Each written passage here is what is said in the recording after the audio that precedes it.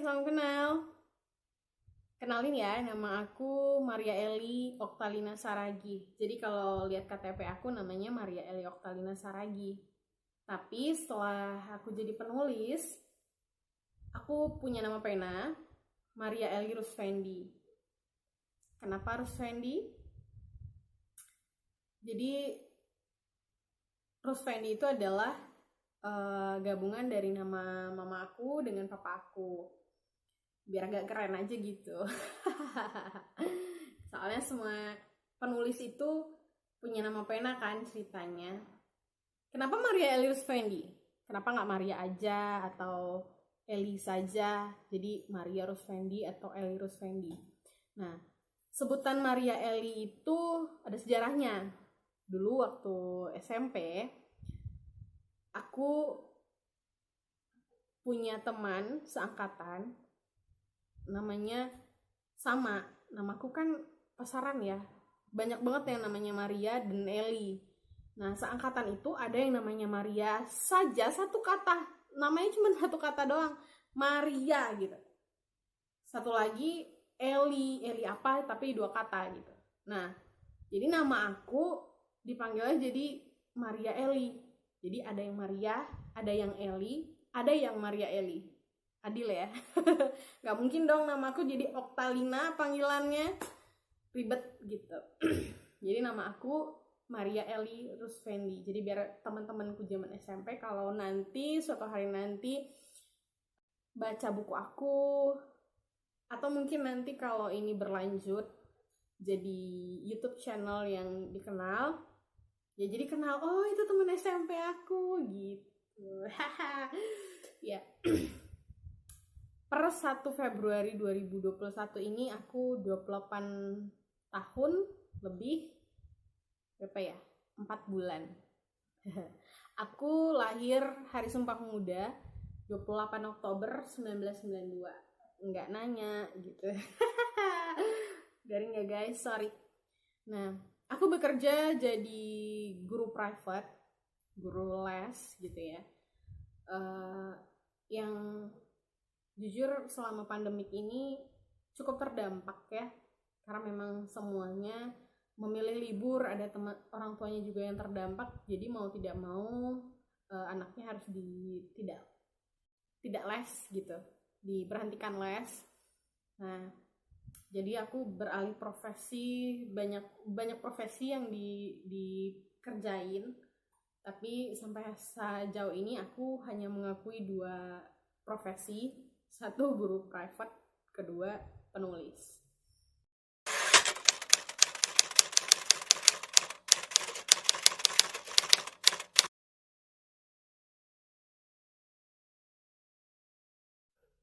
Kenapa jadi guru? Sejak kapan? Jadi sebenarnya aku tuh bukan sarjana pendidikan ya. Kalau sarjana pendidikan kan bisa tuh ngajar di sekolah gitu. Ya mungkin bisa juga sih aku ngajar di sekolah, tapi mungkin sekolah-sekolah tertentu dan aku harus mungkin ambil sertifikasi yang lain supaya aku bisa jadi guru di sekolah gitu. Nah, karena aku sebenarnya diploma 3 teknik komputer. Kapan aku jadi guru? Pertama kali aku jadi guru itu sebenarnya pas aku kelas 1 SMA. Nah, dulu tuh orang tuaku, lebih tepatnya mamaku sakit, jadi papaku juga kehilangan pekerjaan. Dulu kami punya usaha tapi bangkrut karena biayanya dialokasikan untuk biaya sekolah, biaya perobatan dan segala macam ya. Mungkin kondisinya waktu itu juga tidak baik, tidak memungkinkan untuk kita jalankan lagi usahanya, akhirnya ditutup. Nah, jadi kita sempat mengalami kesulitan ekonomi gitu ya ceritanya. Jadi curhat gitu. Nah, aku berpikir gimana sih caranya aku supaya bisa membantu orang tua gitu ya. Nah, waktu SMP aku pernah tuh bilangin sama tetangga-tetangga, Bu, anaknya mau nggak les bahasa Inggris? Tante, aku bisa nggak mau nggak anaknya les bahasa Inggris sama Maria gitu. Nah, waktu itu nggak ada yang mau guys. Ya gimana, masa mau lesnya sama anak SMP ya kan. Mana masih sangat-sangat sedikit gitu ya. Nah, sangat sedikit ke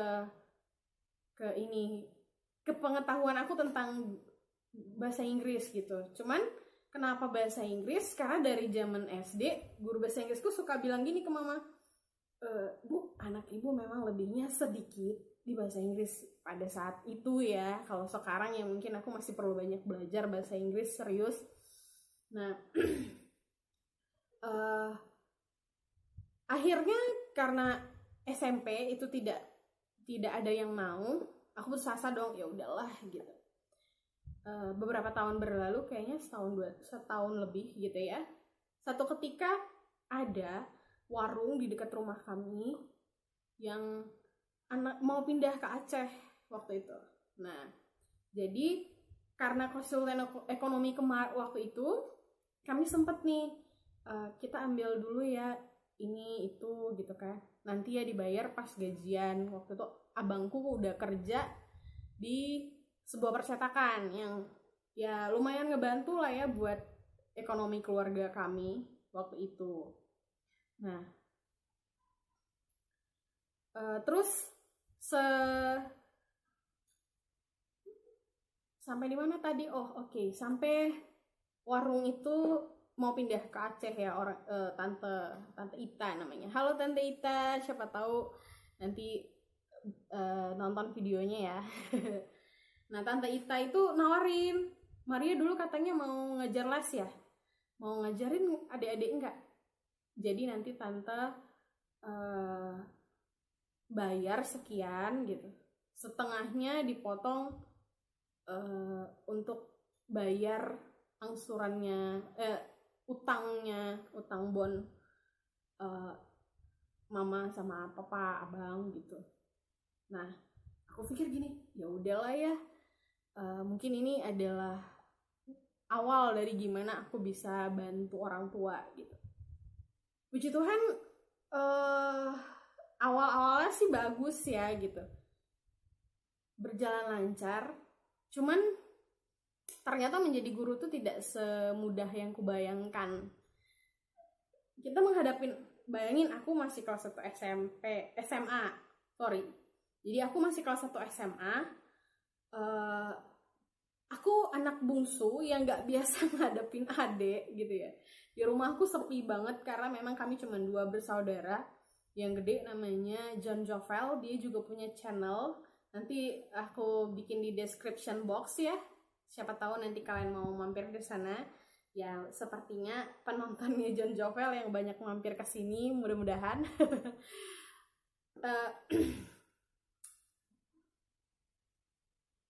Jadi aku nggak terbiasa menghadapi anak-anak gitu. Nah, aku nggak tahu tuh ketika dia ngambek, ketika dia nggak mau belajar, ketika dia bersikap seperti ini dia mau apa, ketika bersikap seperti itu dia ingin apa, aku nggak tahu gitu. Jadi aku sempat stres, aduh aku gimana cara ngadepinnya gitu. Beberapa kali pulang ngajar, aku sempat sampai rumah, pergi ke kamar mandi, nangis. Aduh Tuhan, gimana caranya nih aku ngadepinnya. Waktu itu kontraknya cuma 2 bulan, karena memang dia 2 bulan kemudian sudah pindah ke Aceh. Nah, singkat cerita, itu murid pertamaku, jadi namanya Jianisa sama Mayumi. Halo Nisa dan Yumi, siapa tahu nanti nonton ya. Nah, setelah itu ada guru bahasa Inggris di sekolahku, SMA Negeri 2 Kecamatan Mandau di Duri, Riau. Namanya Bu Yeyen. Panggilannya Bu Yeyen. Nama lengkapnya Ibu Awiyeneti apa gitu, lupa. Nah, Bu Yeyen ini menawarkan, Maria mau nggak ngajarin anak saya? Nah, itulah berlanjut kemudian tetangga-tetangga ngeles sama aku. Dan kemudian setelah mama juga semakin sehat, kondisinya semakin bagus, mama ikut ngajar. Dimana mama sekarang udah jadi direktur di guru les aku di private lesku yang sederhana lah ya di rumah gitu. Nah, dari les ini juga aku bisa kuliah. Yang tadinya mikir mau tamat SMA aja, kepikiran aku bakal tamat nggak ya SMA gitu. Udah dibantu sama teman-teman sekolah. Terima kasih teman-teman di sekolahku, terima kasih Ibu Pasti, guru-guru Kristen semuanya di SMA Negeri 2 Kecamatan Mandau. Kenapa aku bilang guru Kristen? Bukan mengkotak-kotakan, mohon maaf. Tapi karena memang aku beragama Kristen, jadi memang pada masa itu Ibu Pasti mengerahkan guru-guru beragama Kristen, teman-teman yang beragama Kristen untuk bantuin aku pada awal-awal masuk SMA. Dan mereka mungkin sedikit lebih banyak berjuang gitu bagaimana aku bisa menyelesaikan SMA. Puji Tuhan, Tuhan baik ya. Tuhan yang gantikan kebaikan Bapak Ibu semuanya, amin. Nah, dari ngajar les ini juga aku jadi bisa kuliah. Ya pasti dibantu orang tuaku, dibantu abangku, kakak iparku. Dan setelah aku sama kuliah, papaku akhirnya bisa buka usaha peti jenazah yang juga pasti sangat-sangat membangkitkan ekonomi, puji Tuhan ya. Nah, aku kuliahnya teknik komputer bidang jaringan komputer. Jujur aku sedikit bingung sih ya, orang underestimate banget kalau denger jurusan teknik komputer. Hai anak komputer di seluruh Indonesia, kalian pasti abis ini maksud sependapat sama aku bahwa masuk jurusan teknik komputer itu yang berurusan dengan komputer itu bukan sesederhana yang orang pikirin. Orang mikirin, ngapain teknik komputer? Ngapain kuliahnya komputer? Aduh, itu mah biasa aja. Karena di pikiran mereka, yang gak disalahin juga sih ya, mungkin mereka pengetahuannya tentang komputer tuh masih seperti kita dulu sebelum kuliah gitu. Makanya, oh ya udah ambil teknik komputer aja yang gampang gitu kan. Mikirnya yang cuman ketik Microsoft Word, Microsoft Office, Microsoft Word itu termasuk Microsoft Office ya. Sorry. Ya yang seperti biasa-biasa orang kerjakan gitu kan. Di kantor-kantor yang ngetik, yang apa, yang bikin tambah tabel whatever. Nah, padahal setelah kita masuk ke dunia teknik komputer, manajemen informatika, teknik informatika, dan sebagainya, itu tuh jadi kompleks. Kita baru tahu, aku sadar bahwa ternyata dunia komputer itu serumit itu gitu.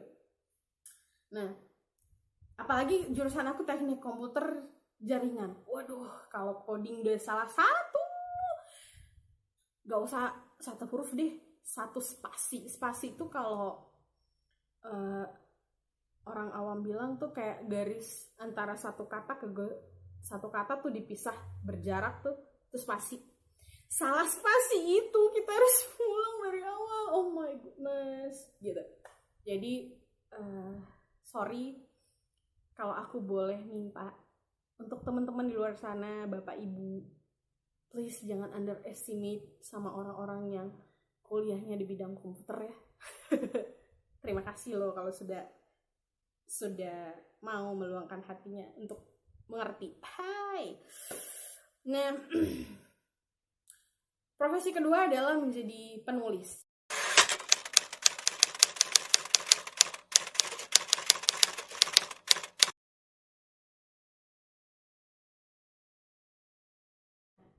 Kenapa jadi penulis? Serius, aku gak pernah sebenarnya dari dulu kepikiran jadi penulis. Kenapa jadi penulis? Nah, 2020 sekarang. 2010. 10 tahun yang lalu itu pas tamat SMA, aku bingung aku mau jadi apa. Waktu itu aku belum kuliah ya, aku nganggur dulu setahun for your information. Nah, gimana? Aku mau jadi apa? Aku berdoa, Tuhan, aku mau jadi apa nih? Teman-teman di luar sana mungkin pernah ngerasain jadi aku. Kalau kita tamat SMA, kita nggak punya duit buat kuliah.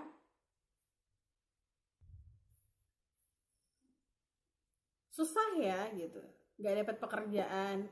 Maksudnya aku pekerjaanku kan memang guru private, tapi kalau tamatan SMA orang pasti akan berpikir, duh Maria jadi guru private, kamu cuma tamatan SMA, bisanya apa gitu. Pasti itu manusiawi banget. Aku tidak pernah marah sama orang-orang yang ngomong kayak gitu, karena terima kasih kalian sudah membuat aku bisa upgrade kemampuannya aku, upgrade diri aku gitu. Nah, kemudian aku stres. Aduh, aku Tuhan mau jadi apa? Aku merasa tidak berguna. Sampai ketika aku berdoa, ada acara di gereja. Ya, boleh percaya boleh enggak ya. Kita berbeda-beda, beda agama, sama-sama Kristen pun pasti mungkin beda persepsi gitu ya. Sah-sah aja. Aku tidak menuntut kalian untuk percaya, tapi aku percaya waktu itu di acara itu aku dinubuatkan, aku kayak dikasih tahu bahwa aku akan menjadi seorang penulis gitu.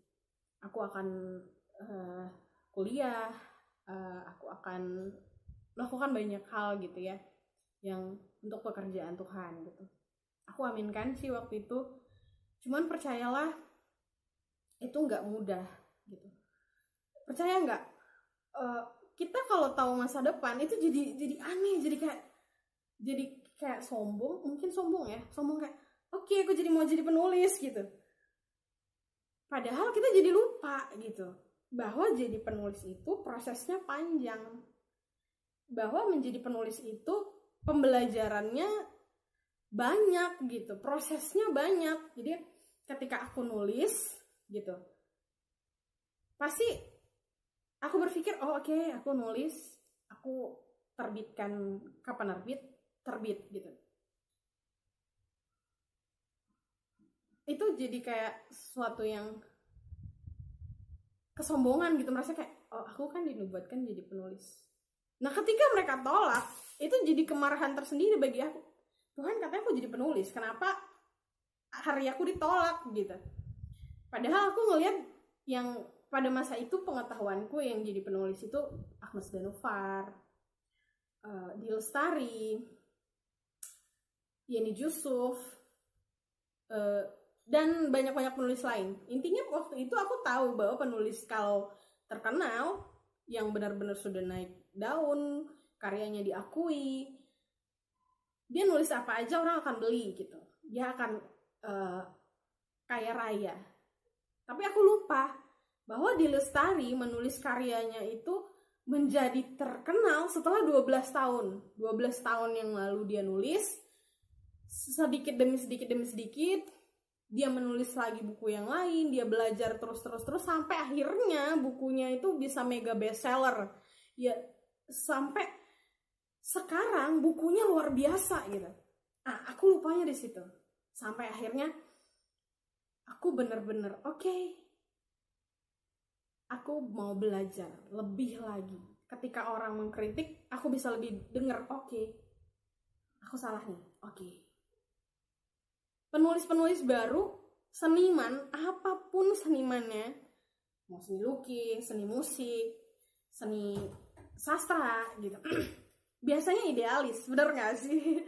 Idealis kayak hanya mentingin, ini aku prinsipnya seperti ini. Kita lupa bahwa kita harus menyenangkan pasar, menyenangkan pembeli kita, pembaca gitu. Kita harus nulis sesuatu yang akan disukai supaya mereka beli, benar nggak? Nah, bagaimana prinsip kita bisa sesuai dengan pasar supaya kita bukunya laku, supaya karya kita diterima sama masyarakat dan kita nggak jadi orang lain gitu. Nah, itu proses panjang yang aku pelajarin. Sedikit demi sedikit, harus punya kedewasaan juga pasti. Aku belajar sampai hari ini, aku sangat-sangat belajar. Bahkan aku nulis 7 buku, yang diterbitkan cuma 1. Ya mungkin bedanya sama kayak kalau masakannya salah, ya agak krusial ya, agak susah gitu. Kalau kalau bikin kue, kalau bantep ya gimana, nggak bisa diperbaikin kalau itu. Ya diterima aja yang bantep. Bedanya kalau di penulis, kalau bukunya bantep ya bisa diperbaikin lagi gitu. Dengan judul yang sama, dengan cita rasa yang sejenis gitu ceritanya.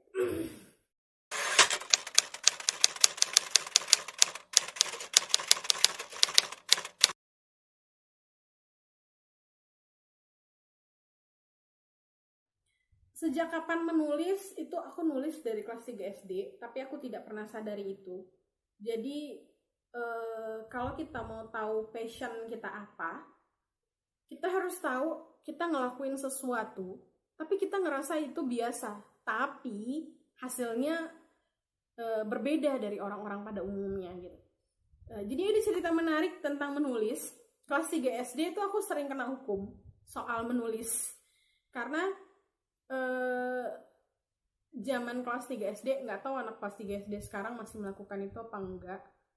Karena udah pandemi corona juga ya, nggak pernah punya pengalaman liburan dulu sementara waktu. Tapi kemarin-kemarin sih aku ngajar ada ditulis pengalaman liburan. Itu kalau udah pulang liburan, pengalaman liburan. Nah, aku ngarang, aku nulis bisa sampai 2-3 halaman, kadang sampai 4 halaman. Guru ngerasa, oh ini pasti yang ngajarin, yang nulis orang tua kamu, guru les kamu, abang kamu gitu. Dan teman-temanku juga banyak yang kena hukum kayak gitu kalau karangannya terlalu bagus gitu. Aneh gak sih?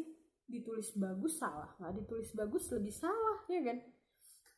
Nah, bener, katanya emang yang nulis siapa?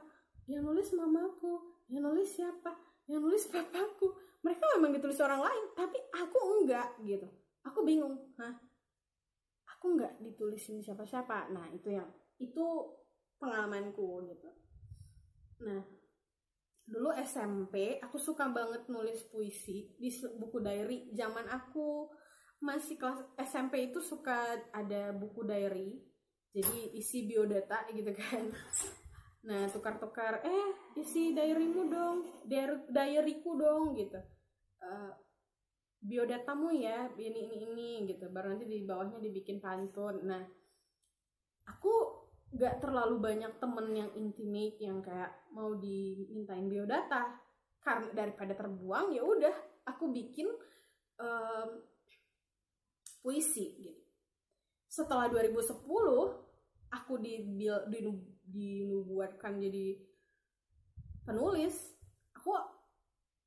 Suatu ketika aku ketemu buku itu gitu, buku diary itu warna hijau muda, relatif ya kalau cantik. Nah, itu aku bingung sendiri, ini aku yang nulis gitu sih perasaanku waktu itu. Aku ngerasa kayak bukan aku deh, kayaknya itu terlalu dewasa untuk tulisanku. Maksudnya terlalu kayak omongan orang dewasa, bukan yang vulgar ya maksudnya ya. Cuman itu seperti bukan tulisan aku, perasaanku, tapi aku tahu bener itu aku yang nulis gitu. Ya pastinya masih terus belajar ya dalam hal ini.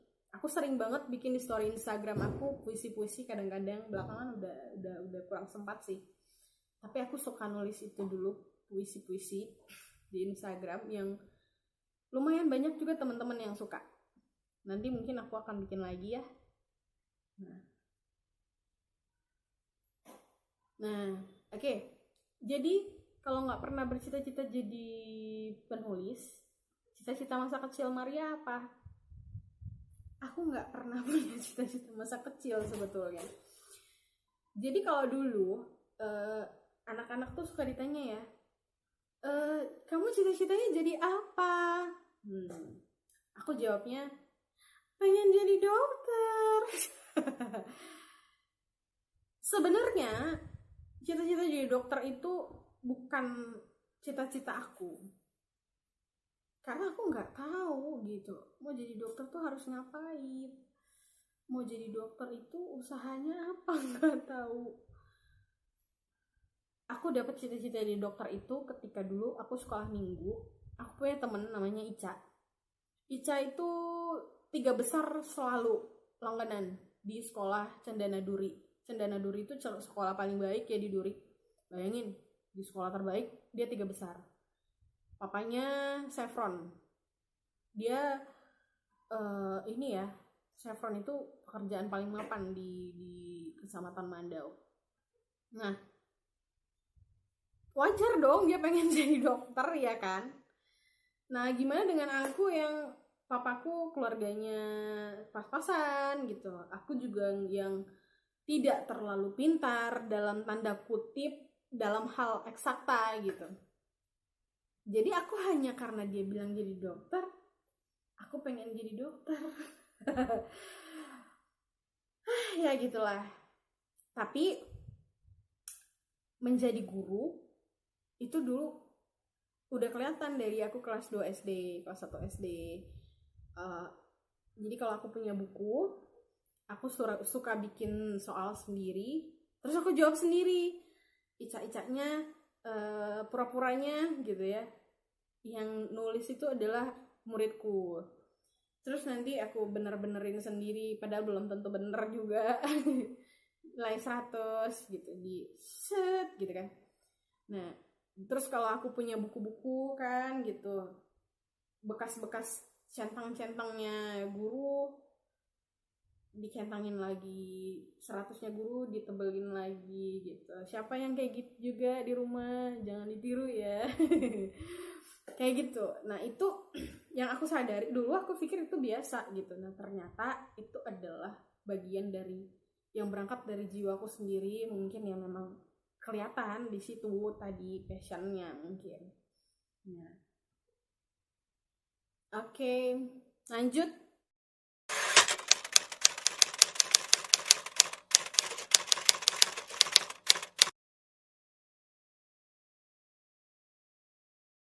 Sudah berapa buku yang ditulis?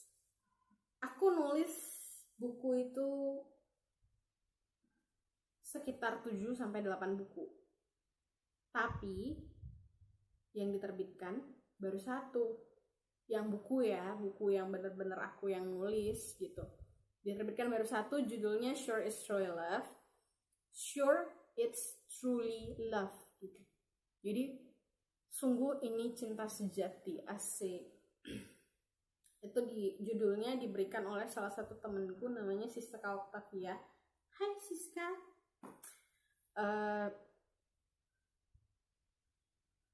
Kemudian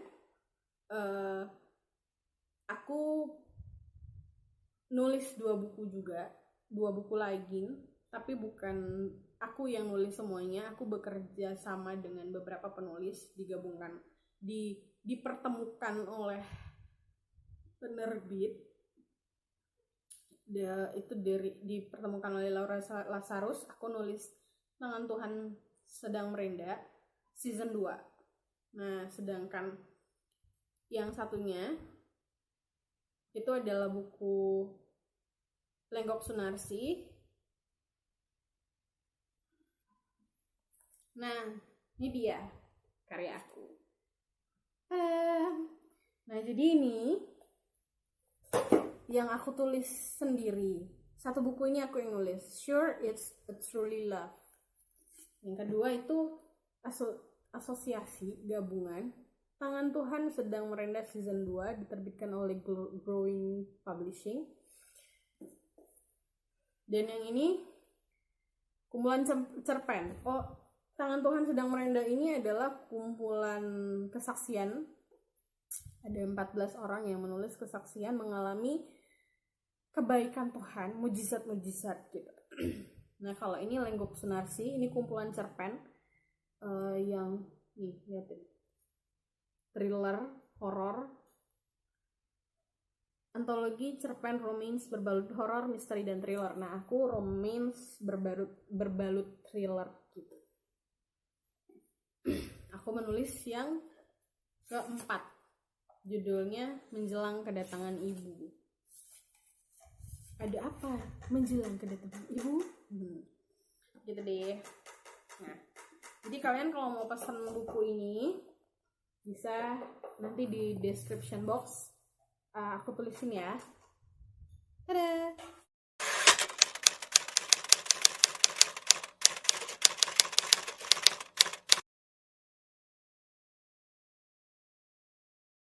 Oke.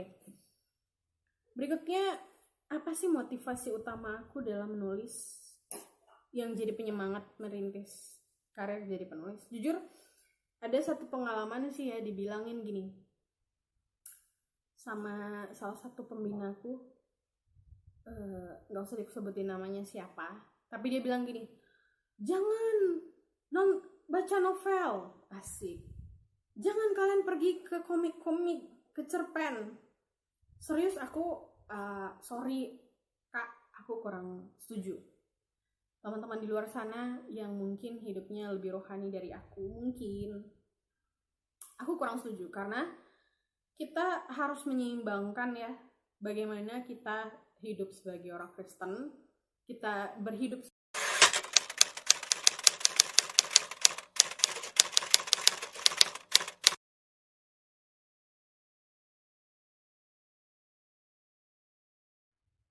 Nah, aku punya satu pengalaman,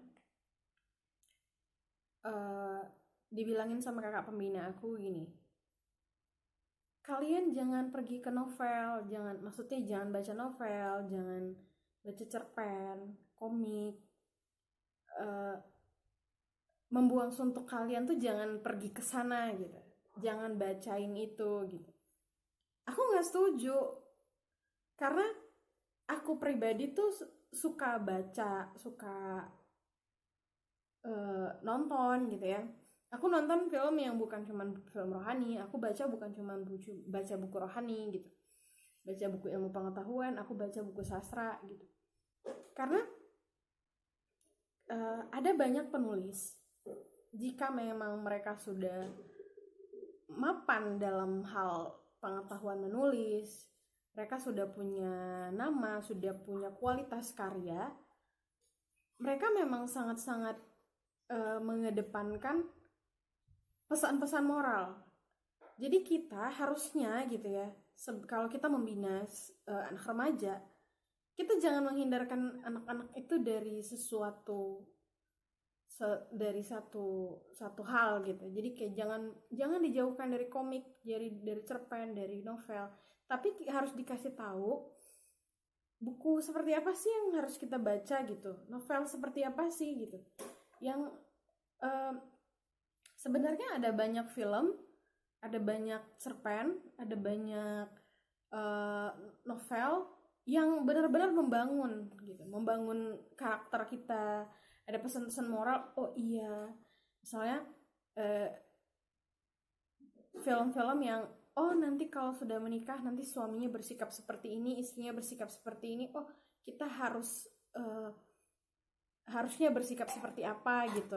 Itu pelajaran berharga banget yang kita bisa lihat dari film, dari cerpen, dari novel gitu.